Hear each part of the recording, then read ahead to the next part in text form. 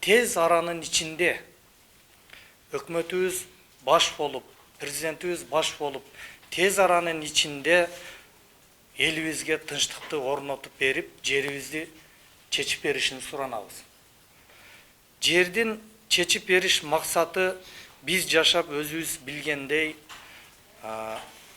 бүгүнкү күнү Көкташ айылында таш ыргытмай, ок атышмай күнүмдүк адатка айланып бараткан сейт.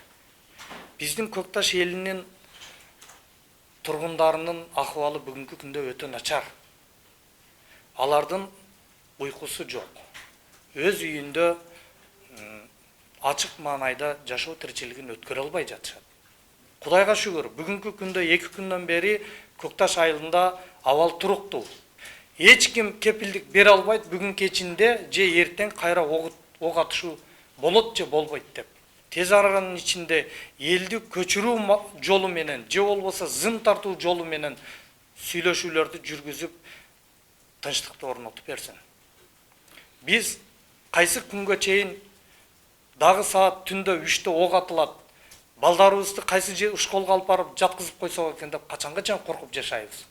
Биз Көкташ Баткен району дегиле, Баткен районунун эли, Көкташ айылынын эли, Лейлек, Кадамжай районунун элдери биз да күлүп жайнап өзүбүздүн балдарыбызды өз жерибизде ата бабабыз калтырып кеткен жерде бактылуу кылып өстүргүбүз келет.